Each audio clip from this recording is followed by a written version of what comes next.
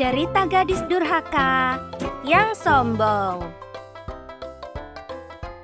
Wah, panas sekali. Ternyata cukup jauh perjalanan yang aku lalui. Semoga di depan sana aku menemukan pohon itu.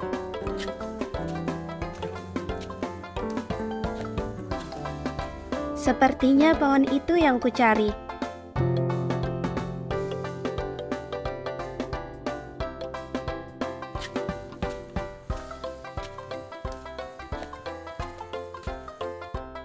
Selamat siang, Pak. Benarkah ini pohon yang berumur ratusan tahun itu? Ya, benar sekali. Dan aku adalah penjaga pohon ini. Syukurlah, akhirnya aku menemukan pohon ini. Ada apa? Dan apa yang kau inginkan? Aku sangat tertarik dengan kisah dari pohon ini. Bisakah kau menceritakannya padaku tentang pohon ini, Pak? Ya, tentu saja aku bisa menceritakannya padamu. Pada zaman dahulu kala, tepat di pinggir hutan, terdapat suatu rumah tua milik seorang janda miskin bernama Maijah bersama anak gadisnya yang bernama Siti. Siti adalah anak yang sangat manja. Sedari kecil, apapun kemauannya selalu saja dituruti oleh orang tuanya. Sehingga ketika dewasa ia menjadi anak yang selalu mengandalkan ibunya. Ia tidak peduli seberapa sulitnya sang ibu menuruti setiap kemauannya. Oh, cermin ajaib. Siapakah wanita tercantik di bumi ini? Tentu saja kau, Siti. Hanya pangeran kerajaan saja yang pantas menikah denganku.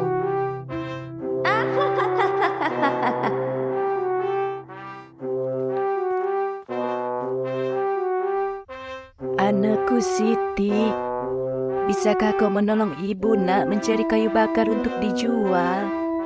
Punggung ibu terasa nyeri sekali. Ibu tidak sanggup jika membawanya sendiri.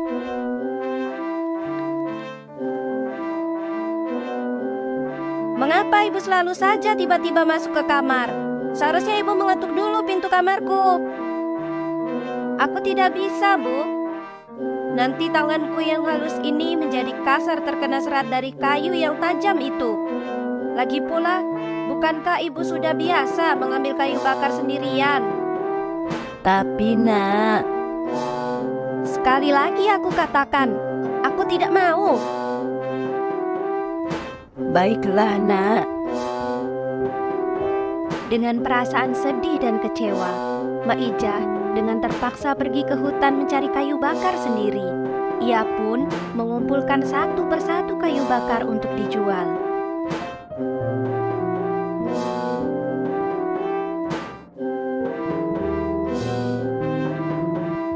Duh, musim hujan sudah mulai datang.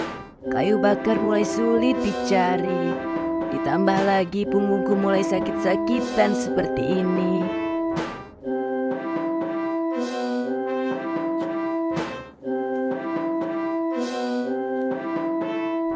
Selamat siang, saya bawa kayu bakarnya. Selamat siang, Maijah. Tolong ditaruh saja di samping ya. Oh iya, Maijah. Bukankah kau punya anak gadis? Apakah ia sudah bekerja?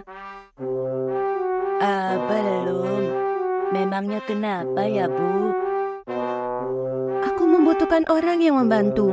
Kalau ia mau, anak ibu bisa bekerja di sini menjaga warungku. Terima kasih, Bu. Nanti aku sampaikan. Apa? Bekerja di warung? Tidak salah ibu mengatakannya padaku. Bagaimana jika nanti kulitku ini tergores? Dan nanti apa kata orang kampung ini melihat gadis secantikku bekerja di warung busuk itu? Pemilik warung sudah berbaik hati ingin memberikanmu pekerjaan. Cobalah dulu, nak. Aku bilang tidak, ya tidak. Bekerja kan kewajiban ibu sebagai orang tua. Baiklah jika kau tidak ingin bekerja. Tapi paling tidak bantu ibu untuk mengurus rumah ini, nak. Mak Ijah termenung, memikirkan sikap anaknya yang keras kepala. Ia merasa menyesal sudah terlalu memanjakan Siti sedari kecil. Hingga ia dewasa, Siti tumbuh menjadi gadis yang sombong dan angkuh, yang hanya memikirkan kepentingan dirinya dan penampilannya setiap hari. Mak Ijah sangat mengkhawatirkan masa depan sang anak jika kelak ia sudah tiada.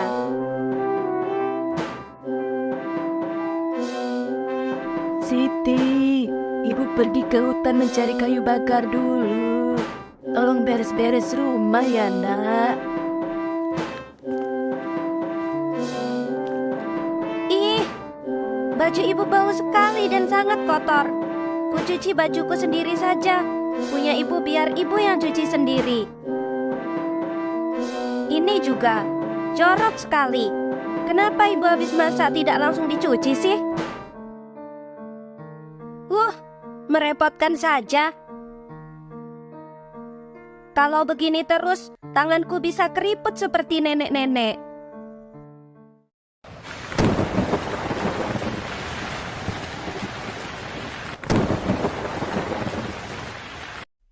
Ibu pulang, nak. Loh, kenapa masih banyak baju kotor begini? Dan rumah masih saja berantakan. Ibu ini, setidaknya aku sudah mengurangi pekerjaan ibu. Mulai saat ini, aku akan mencuci bajuku sendiri. Dan baju ibu, harus ibu sendiri yang mencucinya. Dan sekarang aku lapar, karena seharian aku beres-beres rumah. Ibu pulang bawa makanan kan? Ibu hanya bisa membeli singkong, nak. Tidak apa-apa ya.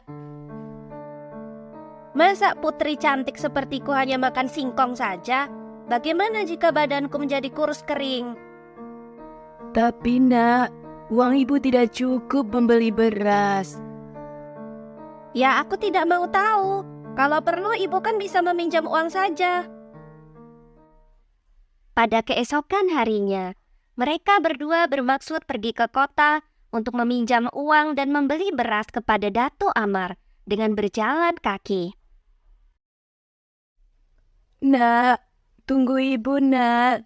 Banyak tanah becek yang berbahaya jika dipijak. Cepatlah, Bu. Kalau tidak buru-buru, nanti keburu malam dan hujan. Mak Ijah pun berjalan dengan hati-hati sepanjang jalan. Sampai akhirnya mereka tiba di kota dan sampai di rumah Dato' Amar. Ayo kita masuk, nak. Kita temui Dato' Amar. Aku tidak mau. Kalau untuk berhutang, ibu saja sendiri. Baiklah kalau begitu. Kau tunggu di sini sebentar ya. Tanpa sengaja, datanglah seorang teman Siti dan menghampirinya. Hai Putri Siti, sedang apa kau di sini? Aku sedang mengantarkan pembantuku membeli beras. Oh, aku kira kau ingin meminjam uang dengan Dato' Amar. Sembarangan. Ya tidaklah. Baiklah kalau begitu Siti, aku pulang duluan ya. Iya, hati-hati di jalan. Aduh, hampir saja ketahuan. Ayo nak pulang. Kita sudah mendapatkan berasnya. Ibu lama sekali sih. Aku sampai didatangi temanku. Nak, bisakah kau menggantikan ibu membawa beras ini? Ibu tidak sanggup jika berjalan jauh dengan membawa beras ini. Bukankah ibu sudah terbiasa membawa kayu bakar yang lebih berat? Masa cuma beras itu saja ibu tidak kuat? Loh, Mbak Ijah, yang di depan itu putrimu bukan? Kenapa ia tidak membantumu? Tidak apa. Kasihan, dia pasti kelelahan. Aduh, kasihan Mbak Ijah. Apa-apaan tadi? Ibu pemilik warung itu menjengkelkan sekali. Berani sekali ia menyuruhku membawa beras. Ibu juga. Seharusnya ibu tidak usah berkata apa-apa tadi. Maafkan ibu, nak. Pelan-pelan sedikit, nak. Tunggu ibu. Tidak, kita harus segera menjauh dari kota. Aku malu jika ada temanku yang melihat. Tapi ibu sangat lelah. Sudah tidak kuat lagi. Kalau lelah, ibu istirahat saja sendiri. Aku ingin segera sampai ke rumah. Bahkan di saat seperti ini, anakku tidak peduli sama sekali. Ayo, Bu. Sudah cukup istirahatnya. Nanti keburu malam. Iya, nak.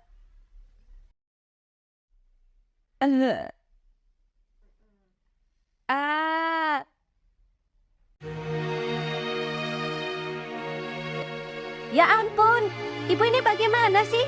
Sekarang kita kehilangan banyak beras gara-gara ibu. Aku sudah lelah berjalan dan aku sangat lapar. Mengapa ibu mengocokkan semuanya?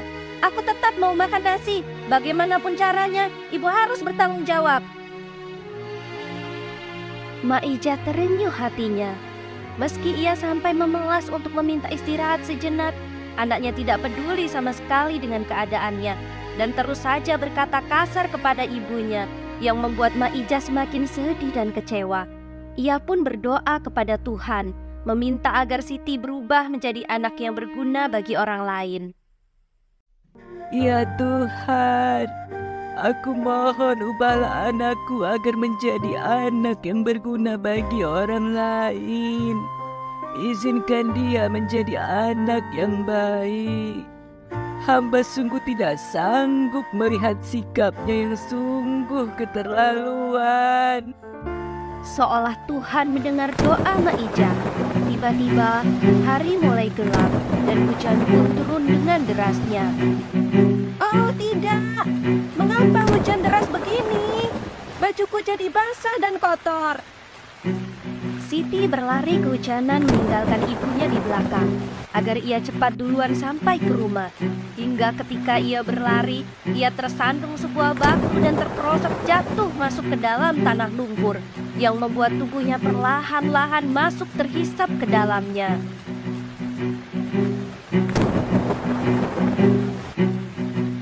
Aduh! Oh tidak, ibu! Tolong aku! Kakiku tidak bisa digerakkan. Aku akan tenggelam di lumpur ini, Bu. Tolong aku, Bu. Ibu!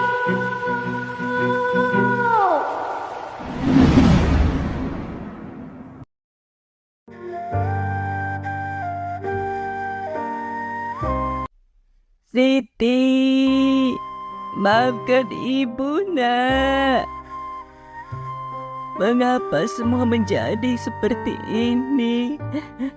Ya Tuhan, ampuni segala kesalahan anakku Siti. Aku telah maafkan semua dosa-dosanya. Maija pun pulang meninggalkan anaknya terkubur dalam lumpur yang kotor dengan perasaan sedih dan menyesal atas semua yang terjadi pada anaknya. Tiba-tiba, tepat di atas Siti tenggelam, muncullah sebuah pohon besar dan lebat. Pohon itu kini bermanfaat menjadi tempat singgah dan berteduh bagi semua makhluk hidup yang menghampirinya. Ya, begitulah ceritanya.